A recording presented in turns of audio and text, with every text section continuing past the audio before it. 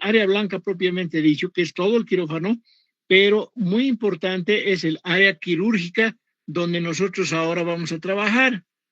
Esto es importante que ustedes se adecúen porque el manejo dentro del quirófano es totalmente diferente de los otros elementos. Por lo tanto, ahí vamos a mostrarles. ¿Se ve el puntero? Alexia, ¿se ve el puntero? Sí, doctor. Ya, perfecto. Entonces empezamos. Este quirófano, como ustedes verán, es un quirófano moderno donde están varios instrumentos. ¿Qué es lo que tenemos que ver? Primero, este personal que está trabajando aquí no es un personal manejado a dedo. Aquí no puede entrar ninguna persona que no sepa hacer el trabajo. No se olviden que ustedes están haciendo técnica quirúrgica, cirugía 1. Eso significa los primeros pasos en el ambiente quirúrgico. A muchos no les va a gustar, a otros les va a gustar menos y a otros les va a gustar más. En todo momento, en un momento dado de sus estudios de medicina, seguramente van a ingresar a quirófano. Entonces ya tenemos los primeros pasos con el lavado de manos, el equipo de bioseguridad y estamos entrando en el área blanca. Para eso, todos tienen que estar formados y deben ser capaces. Principalmente el cirujano tiene que saber la técnica quirúrgica que va a emplear. El primer ayudante, que también tiene que saber la técnica quirúrgica. Generalmente es otro médico de acuerdo a la ley, pero en circunstancias como estamos de aprendizaje, cuando entren ustedes al internado rotatorio, seguramente van a integrar parte del equipo o acompañarán al residente para que haga el trabajo del equipo quirúrgico. ¿Qué es importante? Cada una de estas personas tiene que tener responsabilidad y ser ético. Ser ético no significa nada, significa es una cosa muy personal, que tienen que entender que el paciente merece el respeto, sea de cualquier equipo de fútbol, Bolívar, Strongest, Club Universitario, no importa de cuál equipo, pero esa persona se entrega al equipo quirúrgico desnudo y merece el mayor de los respetos. Sean estos varones, mujeres, niños o niñas, más aún si son niños y niñas, ¿no? Entonces hay que tener mucha responsabilidad, mucha empatía con el paciente, porque el paciente se está entregando prácticamente a las manos de un desconocido en algunas circunstancias, como ejemplo el del anestesista, que es muy poco conocido, sino casi al final del acto quirúrgico. Entonces, ¿quiénes componen el team quirúrgico? El team quirúrgico tiene un cirujano, un ayudante, puede tener un segundo ayudante, tiene el anestesista, y el que está manejando aquí la parte del arsenal quirúrgico es la enfermera. Por lo tanto, nosotros tenemos que identificar muy claramente qué funciones desempeñan cada uno de ellos. Entonces, el cirujano es el que ha visto al paciente y es el jefe del equipo responsable de todo lo que vaya a suceder dentro del acto quirúrgico. Su primer ayudante, en este caso, si estamos mostrando, puede ser un residente o en algunos casos puede ser un interno. El segundo ayudante generalmente puede ser un interno que va a ayudar, es el más pasivo, no es activo. El primer ayudante más el cirujano son los activos, ¿no? Y aquí viene la instrumentadora, que también es una especialidad y es una profesión la de la instrumentadora, una subespecialidad porque si bien son enfermeras, tienen que aprender toda la técnica quirúrgica y tienen que aprender todo el manejo del instrumental que están manejando para poder coordinar actos con el cirujano. Y aquí vemos el anestesiólogo. El anestesiólogo puede tener su equipo de anestesia. Antes tenía solamente su bomba de aire y su tensiómetro y su fonendoscopio. Ahí empieza la anestesia más la máscara de anestesia. Hoy por hoy eso se ha innovado y ha mejorado los pasos y por lo tanto ahora tienen equipos de anestesia donde está incorporado el control de los 5 signos vitales. ¿Cuál es el signo vital que se incorpora? Se incorpora principalmente, yo le llamo el sapito. El sapito es aquel que está midiendo la cantidad de oxígeno que está percibiendo el paciente.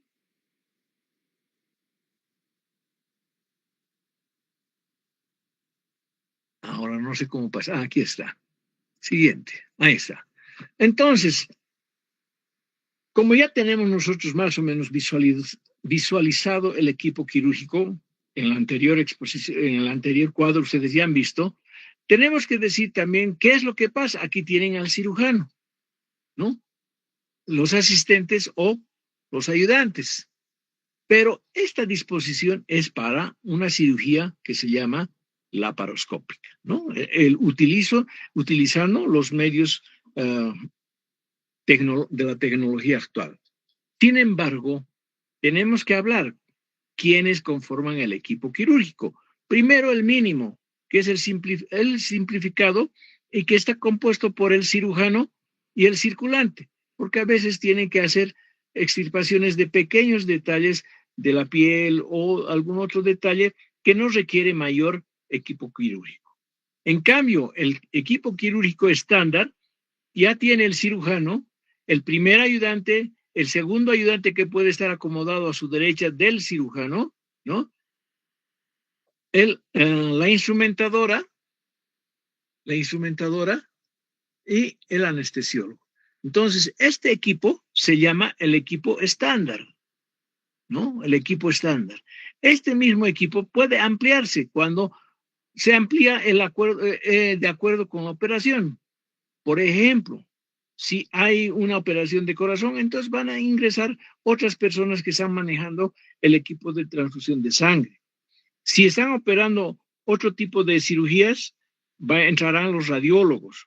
En fin, dependiendo de la clase de cirugía, se incorporarán nuevos profesionales. Por lo tanto, a ese equipo se le llamará equipo team quirúrgico. Team quirúrgico quiere decir equipo quirúrgico ampliado, ¿no? Entonces, todos ellos tienen que conocer la técnica quirúrgica y lo que se va a hacer. Luego tenemos donde hay un equipo quirúrgico, team quirúrgico múltiple o complejo. ¿Cuál es esa cirugía? Esa cirugía generalmente, como ejemplo, es el trasplante renal. En una sala quirúrgica estarán extirpando el riñón de uno de los pacientes para colocar ese riñón extirpado en un paciente que lo requiere, pero será en otra sala quirúrgica. Entonces, ese es un equipo quirúrgico complejo, ¿no? Múltiple, porque ya están empleando dos equipos quirúrgicos de diferente naturaleza, con el mismo fin. ¿Cuál es el fin? Del donante de aplicar un riñón al receptor para que pueda tornarse en mejor calidad de vida, ¿no? Ahora bien, ese es por el número de participantes, la cantidad que han participado. Aquí no hay ninguno. Ya vamos a explicar el por qué no hay ninguno aquí, solamente hay uno, ¿no? Vamos a ver. Hay un equipo de todos ellos que puede estar sincronizado. Todos deben conocer la técnica quirúrgica. Hay otro equipo que puede ser asincrónico. O sea, en las necesidades que pueden existir, se reúnen cirujanos de diferente naturaleza para hacer una cirugía de emergencia. En ese sentido, es asincrónico porque tal vez se están conociendo por primera vez. Sin embargo, son personas calificadas que van a hacer un tipo de cirugía. Entonces, ¿cuál es la ubicación del equipo quirúrgico? En el estándar, el cirujano tiene que buscar su comodidad de acuerdo con su escuela. El que es cómodo, ustedes verán y verificarán que cuando están cómodamente sentados podrán estudiar mejor. Si están cómodamente afiliados a la parte quirúrgica, ustedes verán que van a poder manejar mejor los instrumentos, ¿no? Entonces, cada uno de ellos tiene que estar en busca de una comodidad que le permita apoyar y ayudar al acto quirúrgico. En ese caso, es el primer ayudante que se encuentra frente al cirujano, ya hemos visto, primer ayudante, un segundo ayudante que puede estar al lado derecho o al lado izquierdo del cirujano, dependiendo de las necesidades que tenga el cirujano. La instrumentadora está de acuerdo con la especialidad y al alcance del cirujano. Hay especialidades como traumatología, como neurología, que muchas veces van a estar en diferentes lugares de ubicación, ¿no? La instrumentadora entonces estará al alcance del cirujano porque requiere tener el material que está a su alcance para dar oportunidad de manejo de ese instrumental al cirujano. Y el anestesiólogo, que es el que está controlando los signos vitales. ¿Qué quiere decir signos vitales? Quiere decir que está controlando la vida de ese paciente. Por lo tanto, esa zona del anestesiólogo es muy importante. Sin embargo, está separado por un arco de la mesa quirúrgica. Entonces, el anestesista, como el anterior muestra que hemos visto, está en ese caso a la cabeza del paciente. En estos casos, este es el segundo ayudante, o el primer ayudante, perdón, este es el primer ayudante, porque el cirujano está manejando desde la pantalla el equipo con alta tecnología, que posteriormente van ustedes a ver, ¿no? Seguramente, o les voy a decir el nombre, que está manejando desde una computadora todos los equipos que está trabajando en este paciente. Este ayudante lo que va a hacer es cambiar los instrumentos que requiera el cirujano para que continúe el trabajo, ¿no?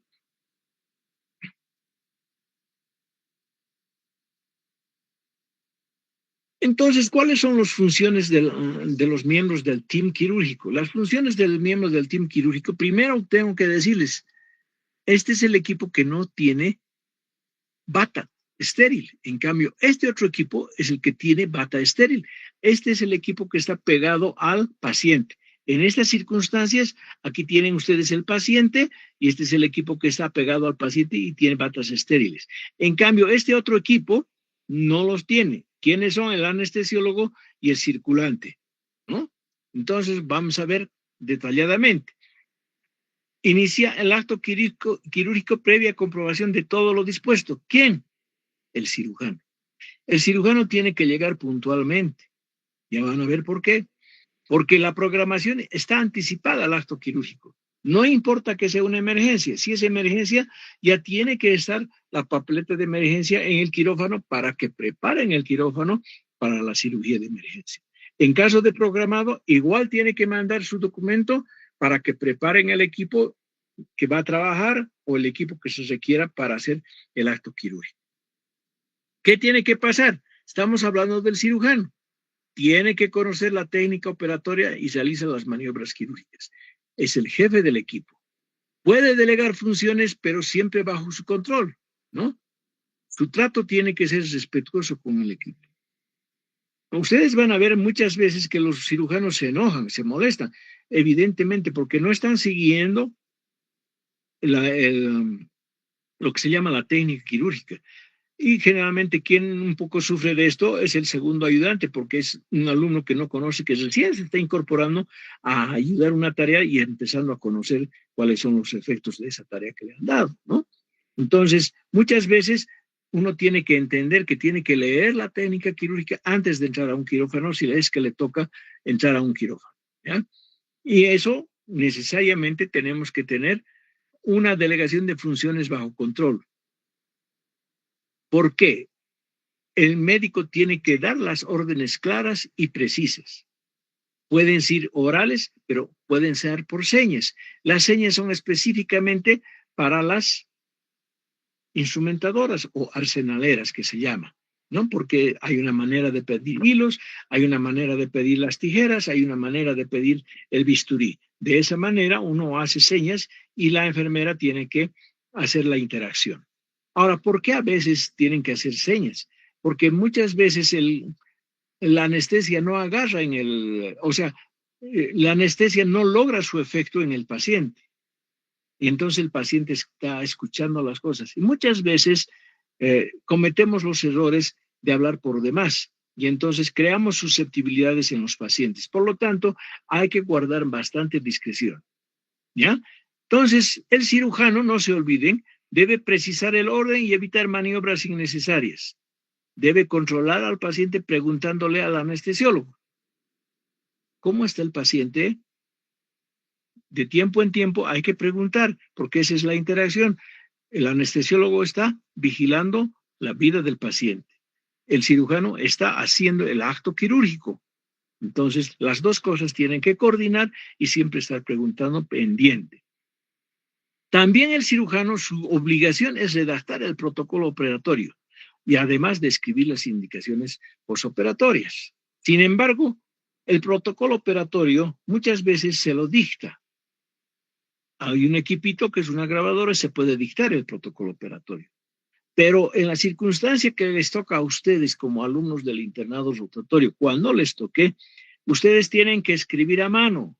No se puede escribir con contracciones o con algunas alteraciones de los términos. Siempre hay que escribir completo, de tal suerte que tengan ustedes un protocolo bien hecho, bien escrito, que se entienda principalmente qué es lo que se ha hecho, porque es un documento a la larga legal. Entonces, ese documento probablemente ustedes tengan que ayudarle al cirujano. Entonces, deben escribir y hacer bien el protocolo operatorio. Ustedes aquí están viendo ya la arsenalera, el primer ayudante, el cirujano, el anestesiólogo y el circulante. Esta posición es la que conlleva para el segundo ayudante, que puede estar al lado del cirujano, puede estar al lado del cirujano, derecha en este caso, izquierda en este otro caso. Entonces, este es el equipo quirúrgico. Pero ¿cuál es la función de este circulante, o perdón, del ayudante, del primer ayudante? Entonces, él es el que está relacionado con la historia clínica y tiene que conocer, no a la perfección, pero tiene que conocer qué tiene el paciente, ¿no? Entonces, controla el traslado del paciente al quirófano porque está siempre acompañando, ¿ya? Colabora en los campos operatorios. Cuando hay que colocar estos son los campos operatorios. Cuando hay que colocar, el primer ayudante le ayuda al cirujano. Cuando ya está trabajando en el acto quirúrgico, facilita la ejecución de las maniobras del cirujano, ¿no? Como ustedes estarán viendo aquí, no hay acumulación de instrumentos. Siempre los instrumentos deben pasar a manejo de la instrumentadora en el caso que no los requiera.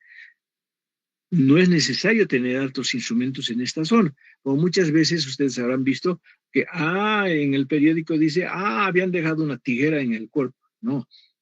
Claro, mucha gente ve las tijeras por esta forma de manejo del instrumental, pero muchas veces son pinzas que se han quedado. Eso no debe suceder, por eso es que no debe tener ningún instrumento sino el que están manejando. Todo el resto debe manejarlo la enfermera.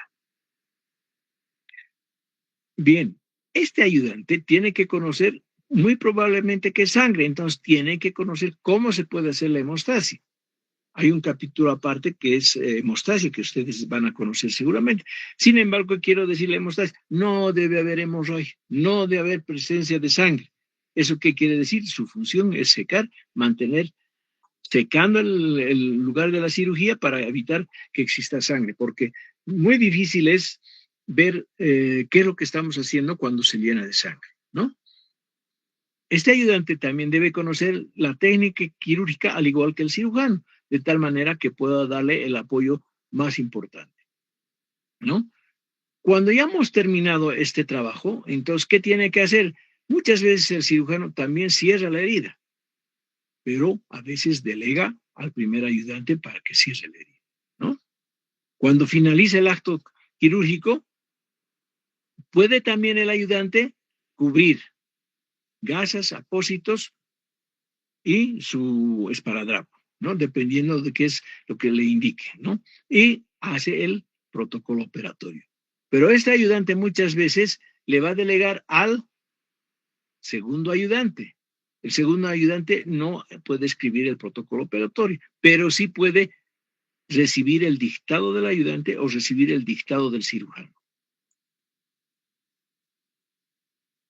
¿Qué hace el segundo ayudante? Aquí está la función del segundo ayudante. Esta es la función del segundo ayudante. El segundo ayudante es muy pasivo. Está sosteniendo separadores para que se mantenga abierta el espacio quirúrgico. Puede a veces tener una tijera para seccionar las ligaduras que se están utilizando en ese momento, ¿no? También puede sostener los separadores o puntos de reparo que permitan ver objetivamente el campo quirúrgico que se está realizando, ¿no? Puede participar en algunas maniobras que les va a dar seguramente el cirujano, precisamente a objetos de que vayan integrándose al equipo quirúrgico en condiciones futuras, ¿no? Esta es la forma del aprendizaje presencial del paciente y del por qué medicina no puede ser teórico, tiene que ser presencial. Hoy estamos dictando la teoría en forma virtual, pero eso es para hacerles recuerdo, porque lo que tienen que tener es una vivencia de una realidad, porque es lo que les va a tocar hacer. ¿Qué hace la instrumentadora? Como ustedes estarán viendo, aquí están todos sus equipos que tiene que utilizar. En este caso, está revisando los equipos de cirugía laparoscópica. Sin embargo, ella debe tener que estar presente en el quirófano para preparar todo el equipo antes de estar con su bata estéril, todo preparar.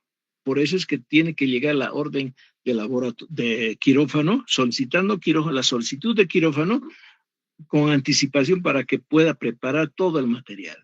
Dos palabras hay. No se olviden y no se puede perder.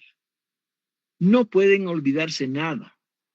Ejemplo, no pueden olvidarse una gasa dentro de la cavidad abdominal. Tienen que encontrarla. No se puede perder, tampoco puede perderse una gasa, tienen que encontrarla. ¿Sí? Nosotros no podemos prestarnos, pues, un instrumental de la clínica de al lado. Debe tener todo precisamente para poder actuar. Es por eso que la arsenalera o la instrumentadora tiene que llegar con tiempo suficiente que le permita ordenar su quirófano para prestar su trabajo en el acto quirúrgico. Entonces, ¿qué hace? Controla y mantiene listo el ambiente quirúrgico y el material a usar. Importante. Conoce las normas y maniobras quirúrgicas para apoyarle al cirujano. Presenta los instrumentos con eficiencia, firmeza y eficacia. Tiene que estar seguro de lo que está haciendo porque el cirujano muchas veces solo está mirando el campo quirúrgico, entonces tiene que entregar el instrumento que requiere el cirujano para ese acto quirúrgico. No permite intromisión en su área de trabajo. Tiene una razón, ella tiene ordenado su material, todo tiene en orden para poder asistir al cirujano. Si alguien más entra, entonces es muy probable que esto se desordene. Es por eso que no, la instrumentadora es dueña y segura de su equipo quirúrgico que se llama mesa de Mayo, donde están los instrumentos del área quirúrgica. Su función principal es que no se pierda nada. Miren ustedes, ya estoy hablando de una palabra que les he pedido que se recuerde. No se puede perder nada, por lo tanto, él ya va a decirle si hay o si faltan gasas en su mesa o si hay alguna gasa que haya caído fuera del área quirúrgica que la tiene que ver que tiene que ver el ayudante de quirófano o el auxiliar de quirófano o el circulante de quirófano. Entonces, él es el responsable del recuento de las gasas y compresas que están fuera, ¿ya? Y él tendrá que decirle después a la arsenalera si está completo o no está completo. En su trabajo, también ayuda a cubrir asépticamente la herida operatoria. O sea, presenta las gasas primero en orden, presenta los apósitos y luego les da el esparadrapo o la tela adhesiva para cubrir la herida operatoria. Cuando ha terminado el acto quirúrgico, esta instrumentadora debe limpiar los equipos antes de que se sequen, de tal suerte que para un próximo trabajo estén totalmente limpios, obviamente que lava, limpia y seca para mandar a esterilizar. Luego de esterilizar, arma nuevamente los paquetes y los paquetes están listos para hacer una próxima cirugía, ¿no? Y una función fundamental es que el circulante está bajo la dependencia de la enfermera, no tanto del cirujano.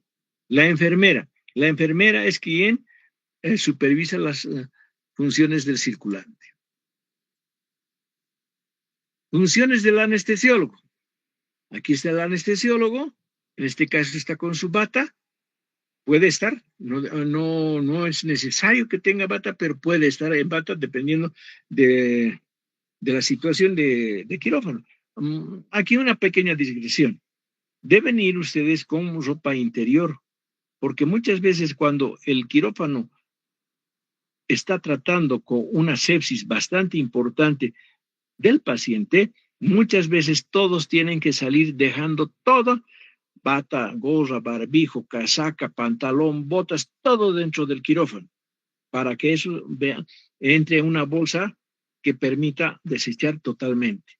Eso es para cuidar que no podamos contaminar posteriormente. Entonces, con ese pequeño paréntesis, el cirujano tiene que estar antes que el anestesista tiene que estar antes que el cirujano. ¿Y cómo está antes? En la preanestesia, porque tiene, primero, en la visita que hace al paciente, en la recepción del paciente en la zona de preanestesia para empezar su trabajo de anestesia, ¿no? Y durante el acto quirúrgico que mantiene los signos vitales. Mantiene los signos vitales. Mantiene al paciente con vida mientras está bajo reglas de la anestesia. Una de ellas es hacer una respiración, asistir a una respiración, que es lo primero que importa, ¿no es cierto? Entonces, controla la hemodinamia. ¿Cómo controla la hemodinamia? Porque administra soluciones. O sea, nuestro paciente no solamente está perdiendo sangre, sino que está reponiendo sangre. Suponemos que un paciente está con hemorragia, que normalmente cuando estamos cortando y hacemos una cirugía va a haber hemorragia. Entonces eso hay que reponer para que la cantidad de líquido siga circulando dentro del organismo, ¿no? Le informa al cirujano cuándo iniciar el acto quirúrgico. Esto es importante, ¿por qué?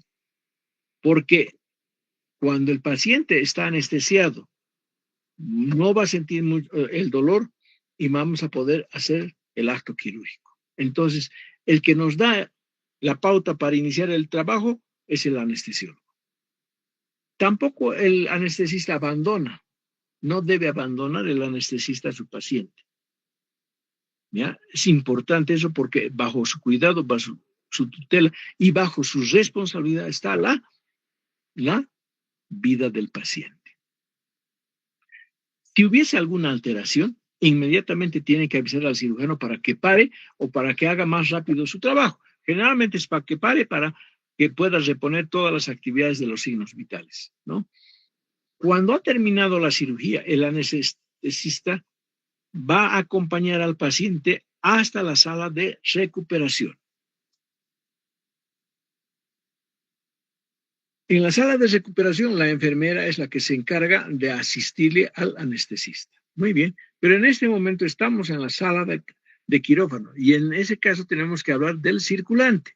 El circulante es el que está arreglándole toda la indumentaria. Como ustedes verán, esta es la bata quirúrgica, gorra, barbijo, bata quirúrgica, guantes, que es lo mismo que está manteniendo el cirujano, y aquí está el asistente o circulante varón que está asistiendo y terminando de arreglar la bata quirúrgica. Entonces, ¿cuáles son sus funciones? El circulante tiene que mantener limpio el quirófano y el orden de los insumos y el instrumental mobiliario. ¿Qué quiere decir esto? Que él conoce dónde está, cómo está y dónde puede obtener todo ese instrumental. Evidentemente, dentro del quirófano existe una zona de depósito especial para este tipo de instrumentos. A esta zona llegan los instrumentos ya estériles de acuerdo a la cirugía que han solicitado. Una función importante, recibir al paciente y comprobando su identidad. Tiene que entrar un paciente identificado. No puede entrar otro paciente, porque va a entrar con una historia clínica propia. Entonces, imagínense ustedes que entre un paciente con otra historia clínica, la cirugía para empezar va a ser un desastre, porque no se sabe de qué le están operando. O si le han operado, ya está operado, pero tal vez con más, que no puede entenderse de esta manera. Tiene que entrar el paciente identificado. Ayuda al instrumentista, al cirujano y al anestesista en todas las actividades. Debe ayudar. Es el único hombre que se está moviendo en todo el espacio quirúrgico. El resto, cada uno está en su lugar. No puede moverse por las condiciones de trabajo que se dan. Pero el circulante, el mismo hecho de no tener bata quirúrgica, le permite movilizarse en todo el ámbito, el ambiente quirúrgico, ¿no? Facilita la preparación del paciente descubriéndolo, preparando para la antisepsia. Cuando ya el paciente ha entrado en la camilla y ayuda también a transportar al paciente hacia la mesa del examen, ahí les retira la ropa completamente para que el cirujano pueda hacer la antisepsia, ¿no? Entonces, ayuda en esos elementos. Todo el material que se ha usado debe estar en el suelo y ese material debe ser recogido y colocado en una bolsa. Ahí es donde su función principal del circulante. Cuenta y recuenta las gasas que están fuera, porque las gasas y las compresas están contadas en la mesa de mayo de la instrumentadora. Y cuando se utilizan, muchas veces uno no pierde la cuenta, muchas veces uno pierde la cuenta de lo que está utilizando y entonces empieza como por la necesidad de hacer un poco más rápido y a veces las gasas van cayendo al lugar donde corresponde y ahí es donde tiene que contar el ayudante, el auxiliar. Y ahí viene un pequeño detalle, ¿no? Antes de que se tiren las muestras, viene un detalle, el cirujano le dice, voy a cerrar. La enfermera al circulante le dice, recuento de gases. El circulante tiene que decirle, recuento de gases completa. Entonces, la arsenalera le dirá, doctor, puede continuar porque las gasas y las compresas están completas, así como el instrumental. De tal suerte, con certeza y con seguridad, el cirujano hará la sutura de la herida operatoria. Su segunda parte del circulante es etiquetar las muestras obtenidas. Muchas veces se hacen biopsias y esas biopsias, como ustedes comprenderán, están dentro, si son sacadas, están en un campo estéril y esas muestras deben estar en un frasco estéril de tal suerte y bien etiquetadas para que pueda ir al laboratorio. Estas son las muestras obtenidas que deben estar bajo control, ¿no? Y ese control es estar bien etiquetadas. Verifica el recuento de gasas y compresas y otros materiales. Finalizado, ayuda al traslado del paciente y es el contacto con el exterior. Si hay necesidad de alguna cosa, por ejemplo, exámenes de laboratorio que traen, es el circulante que tiene que traer y mostrárselos al cirujano o a la anestesista para que se puedan leer y desempeñarse de acuerdo a las necesidades de ese resultado. Entonces, vamos a pasar a otra parte, pero previo un pequeño antecedente. Alguna vez me ha tocado operar y con anterioridad habíamos pedido exámenes de laboratorio y uno de los exámenes que es importante que se lo tiene que hacer es precisamente el examen de VIH.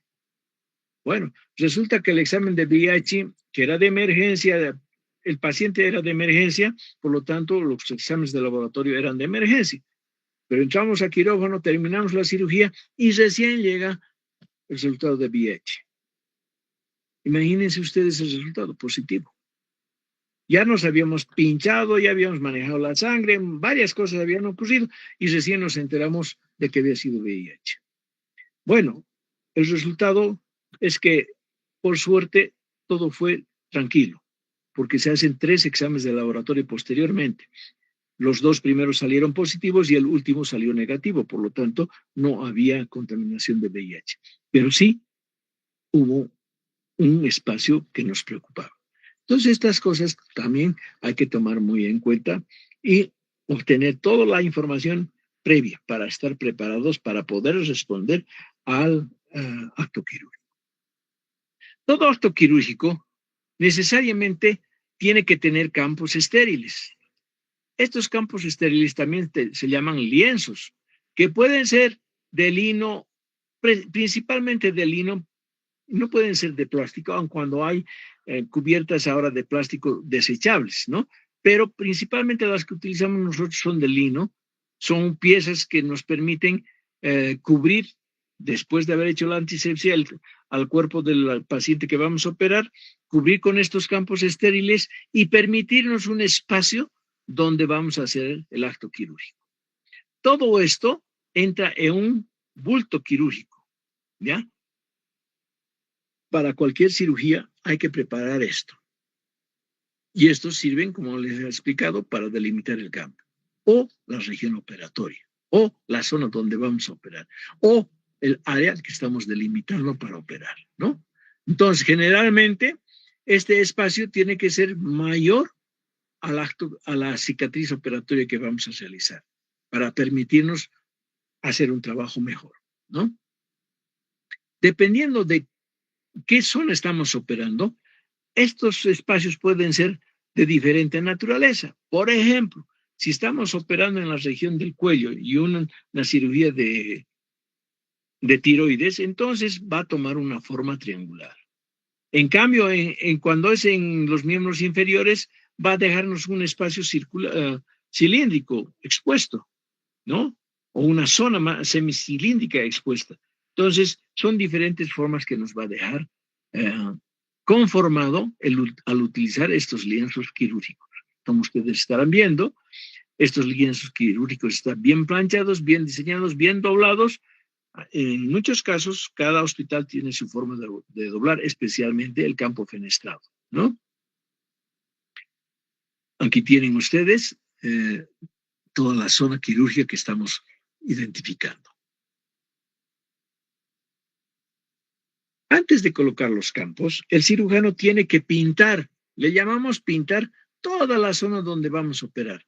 Generalmente esta pintura llega hasta el tercio superior de los miembros inferiores.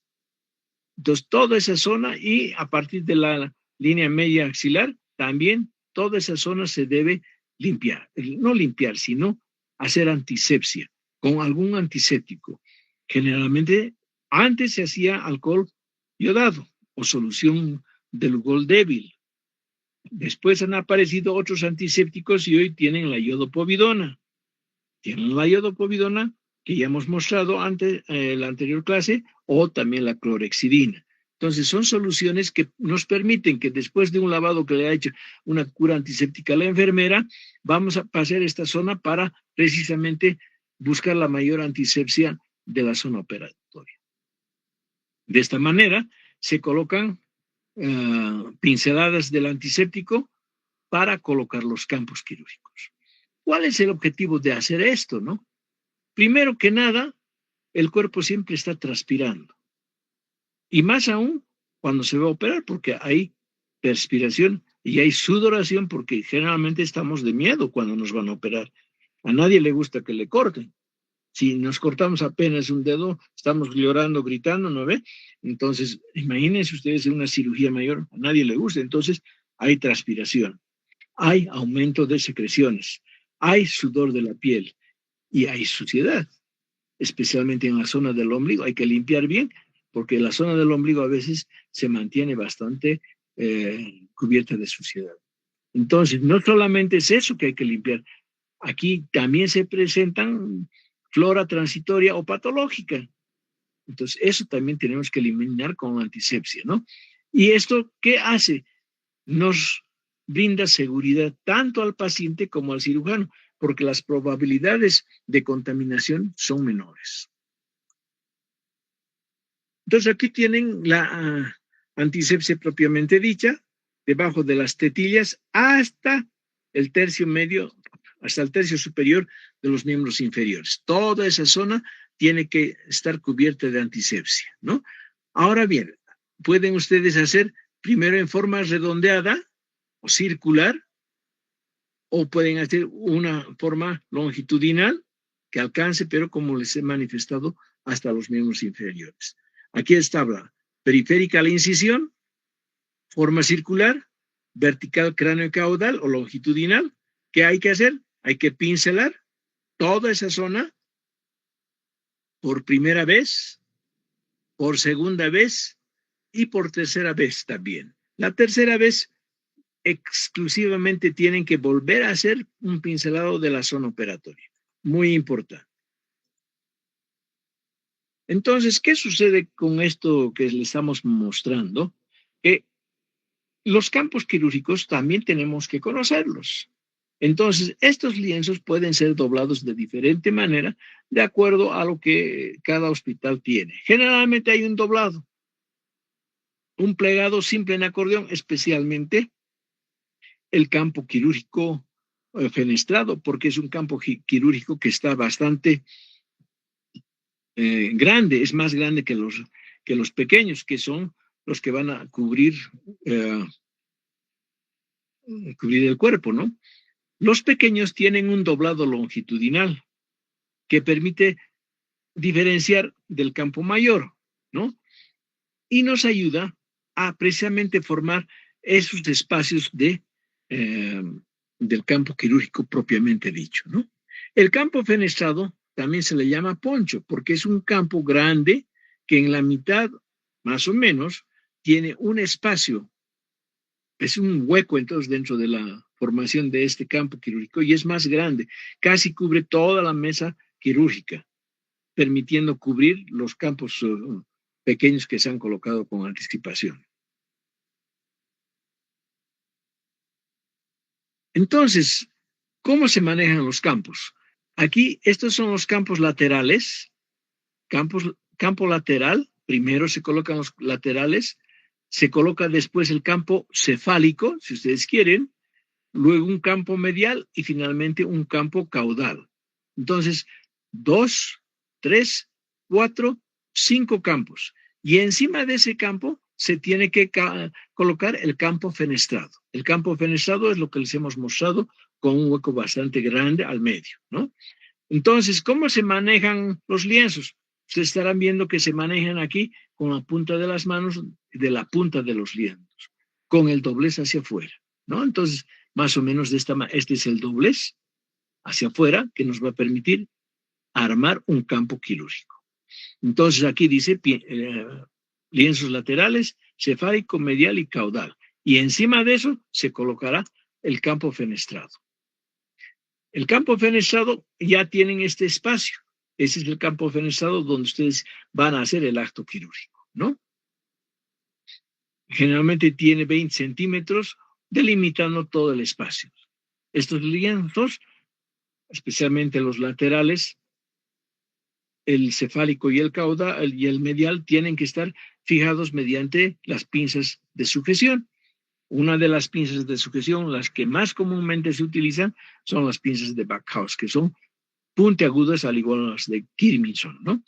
Cuando hay una radiografía que tienen que tomar, entonces estas pinzas, como son metálicas, se las debe retirar y se deben colocar puntos de hilo para que no salgan en la radiografía, ¿no?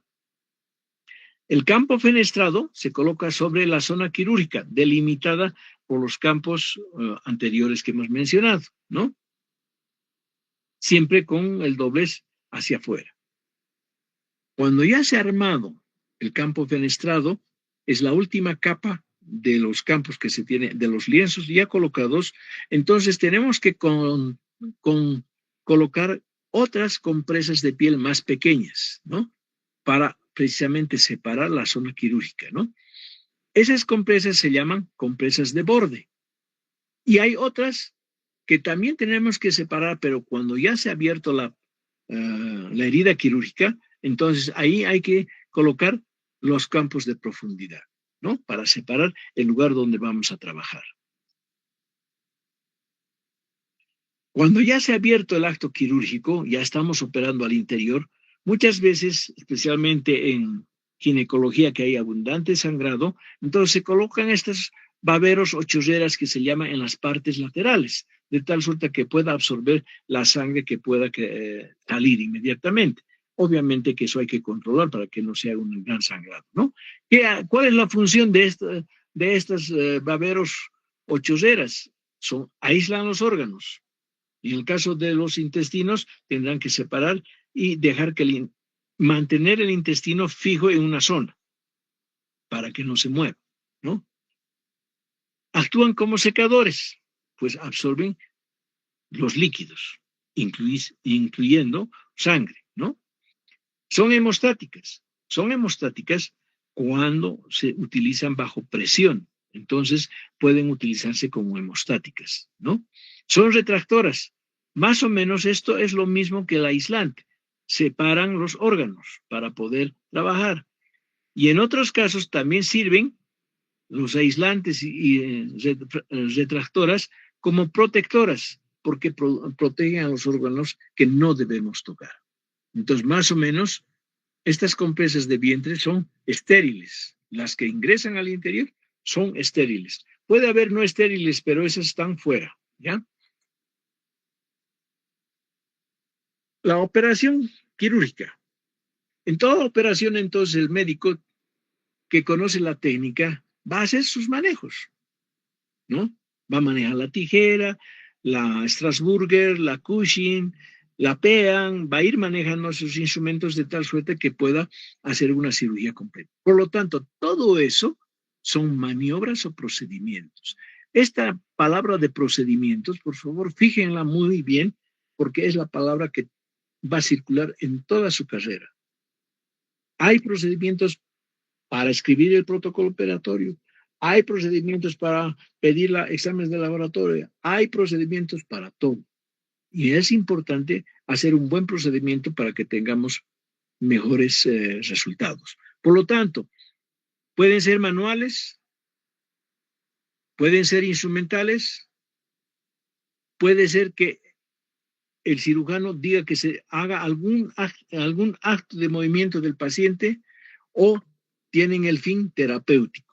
Definitivamente, todo lo que hace el cirujano tiene un fin terapéutico.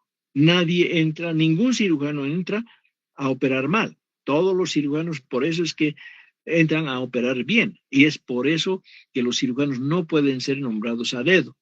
Tienen que tener especialidad, tienen que tener conocimiento de la técnica quirúrgica, tienen que tener responsabilidad y tienen que tener alta ética.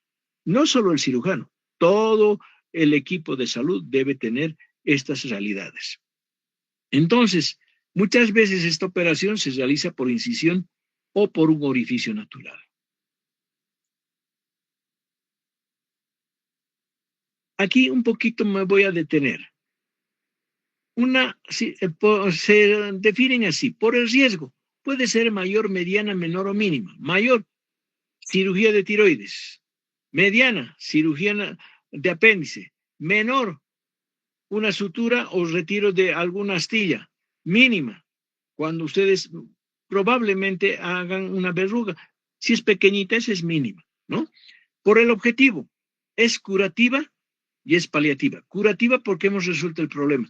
Es paliativa en el caso de un cáncer, que no vamos a resolver la cura del cáncer, pero vamos a darle una mejor calidad de vida.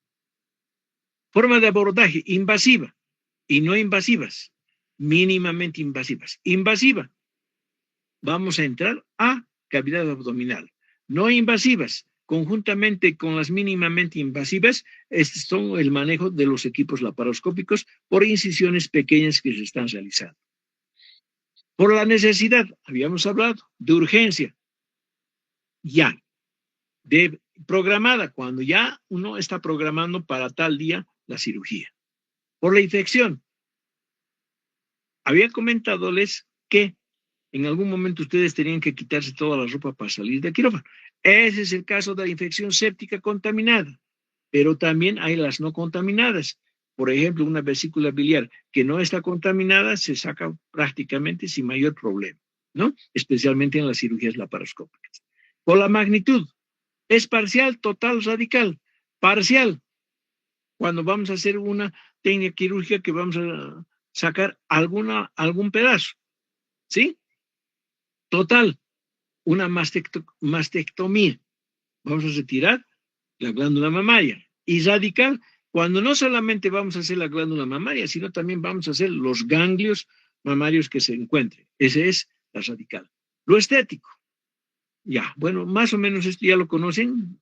Repara, es volver a poner en su lugar a los pacientes que han tenido algunas lesiones precisamente que les causan, digamos, alteraciones de la zona, ¿no?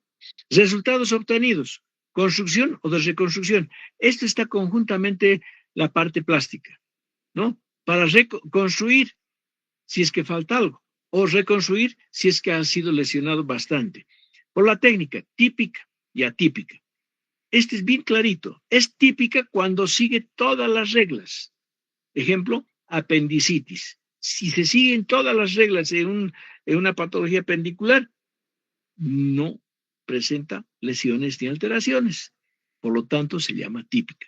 Y es atípica cuando no sigue las reglas. En un momento dado, se rompen las reglas o el procedimiento porque a veces está con una peritonitis focalizada o hay una peritonitis generalizada. Entonces, a esto se llama típica cuando sigue las reglas, atípica cuando las reglas un poco se las rompen.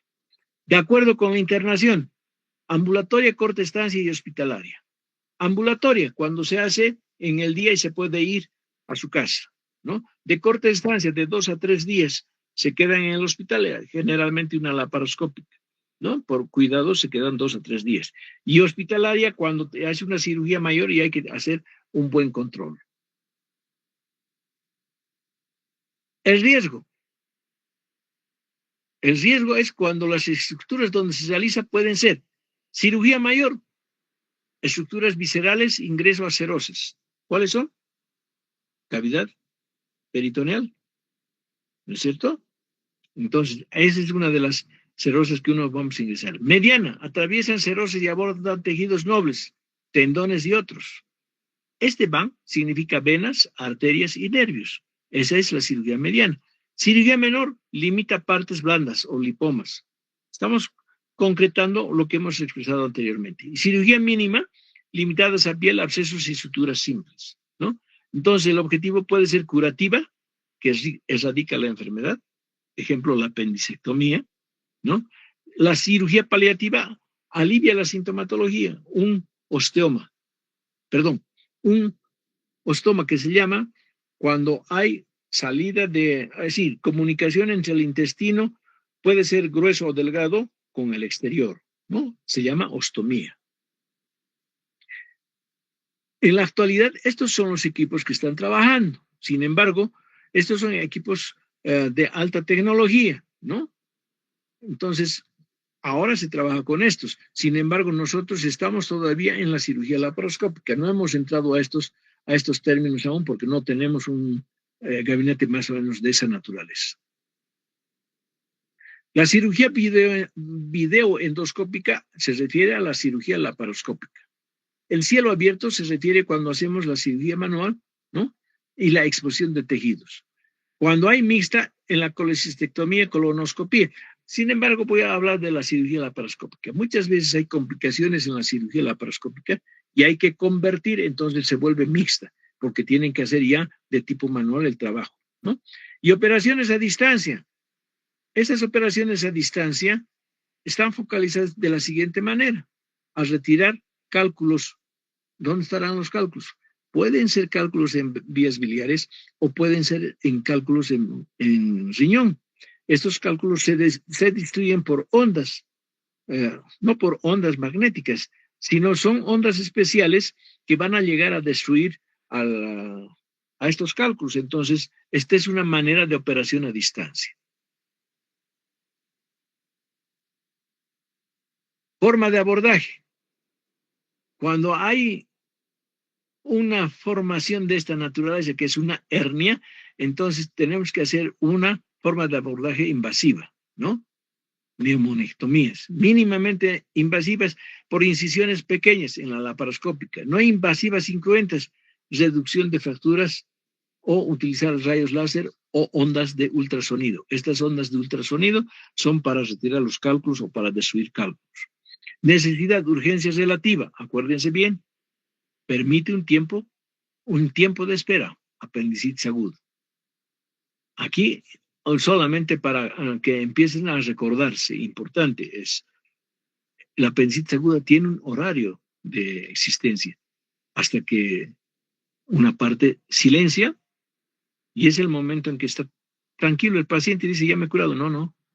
Ese es el momento en que se está convirtiendo en una peritonitis focalizada o que tal vez en una peritonitis generalizada, ¿no? Entonces, hay que estar pendiente de esto, por eso es que cada media hora se debe examinar a un paciente que tiene apendicitis. Urgencia absoluta, lapso mínimo, embarazo ectópico.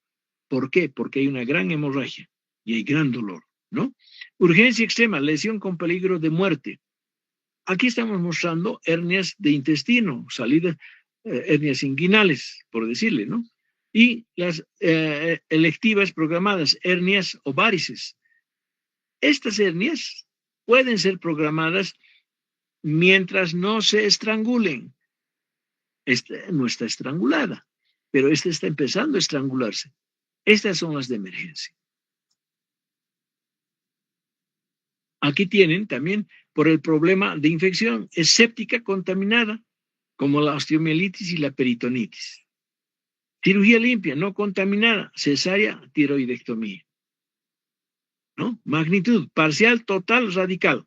Ya habíamos hablado, gastrectomía parcial, tiroidectomía total, radical, mastectomía total, más extirpación ganglionar adyacente, que ya habíamos comentado. Estética, cirugía plástica separadora, plástica estética que modifica, no hay cirugía cosmética. Así que olvídense de este punto. Sí hay cirugía plástica reparadora y plástica estética. Aquí tienen los resultados obtenidos.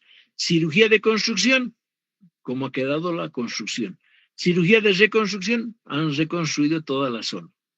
Técnica típica, aquí está mostrando lo que hemos explicado anteriormente.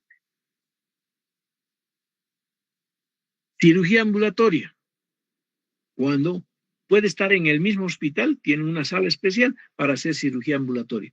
Puede ser también con anestesista, ¿no? Entonces, puede haber. Pero hay también una cirugía mayor ambulatoria, que puede tener una anestesia general regional, especialmente la colecistectomía laparoscópica, ¿no?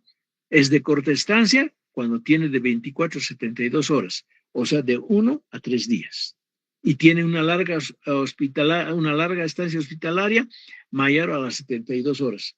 Una peritonitis, porque hay que controlar si esa peritonitis está controlada o qué está pasando. Eso es lo que tenemos que hacer, ¿no? Tiempos y maniobras quirúrgicas. Primer tiempo, diéresis. Segundo tiempo, operación propiamente dicha. Tercer tiempo, síntesis. Primero cortar, primero hacer la incisión, cortar.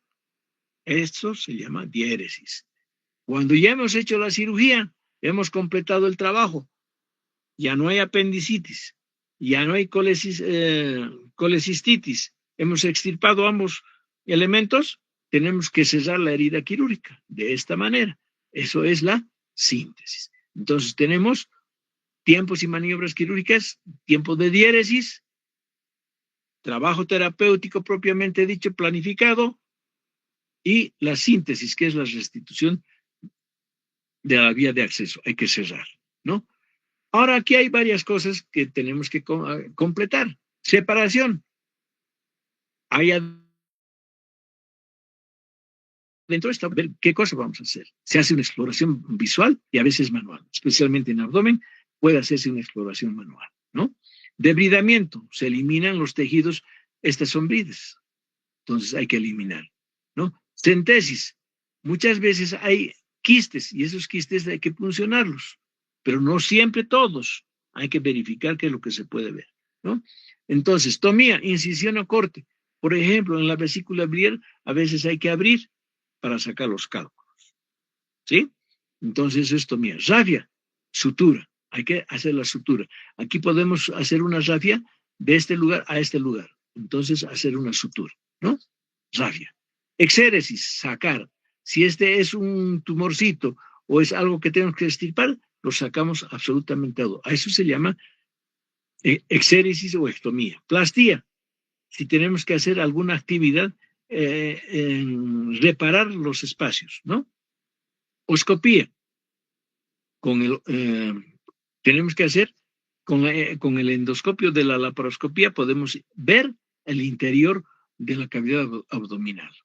Pexia, principalmente se hace pexia con los testículos.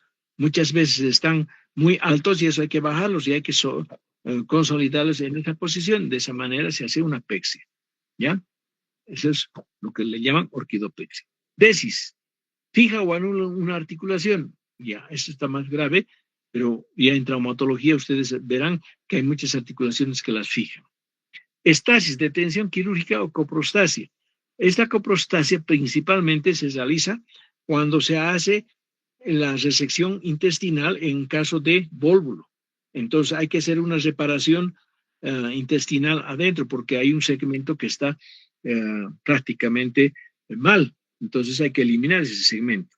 Y eso es, hay que hacer una coprostasia, significa que hay que cerrar los dos espacios para luego unirlos, quitando el espacio del medio, que es el que está complicado, ¿no? Lisis, destrucción de las adherencias. Muchas veces hay adherencias al interior y eso hay que eliminar, ¿no? Clasia, destrucción de tejido anormal por instrumentos. Mucoclasia, especialmente cuando en vesícula, por ejemplo, hay que hacer una mucoclasia porque hay que limpiar la mucosa de la vesícula, en algunos casos. Clase, destrucción de tejido anormal. Muchas veces con electrocauterio eso hay que hacer, ¿no? Se destruye el tejido normal. Ostomías son abocamientos al exterior de un órgano hueco como la colostomía, ¿no? Entonces, el colon se puede abrir al exterior y eso se llama ano contra natura. Anastomosis es la unión de dos segmentos, ya como hemos explicado en el intestino. Creo que ya nos hemos pasado de hora. Continúo. Para terminar, me falta poquito. Sí, Hola. doctor, no hay problema. Mira, terminamos Sí, entonces. Doctor, está bueno. Ya, gastroenterotomía. Aquí tienen ustedes la colostomía abierta del colon hacia el exterior y se le pone una bolsa porque por ahí va a salir material fecal. Esta casi es una especialidad de cómo tratar esta ostomía, ¿ya?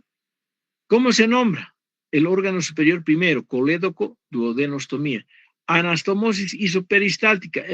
Normalmente aquí hace su movimiento de esta manera, el intestino, pero muchas veces hay que cerrar el intestino en contrario para disminuir el proceso de eliminación de materia fecal, ¿no? Entonces, a una se llama isoperistáltica cuando respeta las ondas, anisoperistáltica cuando no respeta las ondas. Término terminal, se corta y un lado con el otro lado se une, término terminal. Término lateral, si puedo hacer este lado con este lado, término lateral. Término lateral, de esa manera se puede hacer gastro-yeyunostomía. ¿Qué es gastro-yeyunostomía? El estómago con el yeyuno, ¿no? Y lateral, lado a lado se pueden hacer también esas, dependiendo de la naturaleza de la patología. Con todo eso, tenemos que terminar con un protocolo operatorio. El protocolo operatorio tiene diferentes formas en cada hospital. Sin embargo, tienen un protocolo operatorio que tienen que definir los datos generales, cómo se ha preparado el campo operatorio, cómo se ha hecho la incisión quirúrgica, qué es lo que ha pasado durante el acto quirúrgico, cómo se ha cerrado la pared, o sea, la sutura, y los datos complementarios que pudieran haber ocurrido. ¿Cómo tienen que redactar? Impersonal, o a veces en tercera persona, o a veces siguiendo el formato de la institución, aplicando su modelo. Generalmente ahora vienen en las computadoras el modelo que tienen que redactar y es completar nada más lo que están solicitando. Pero también yo les recomiendo que hagan una buena redacción para que sea completo, porque esto sirve para los procesos de investigación. Muy bien, hemos terminado, me he pasado de la hora, espero que les haya gustado. ¿Algún comentario especial? Adelante, por favor.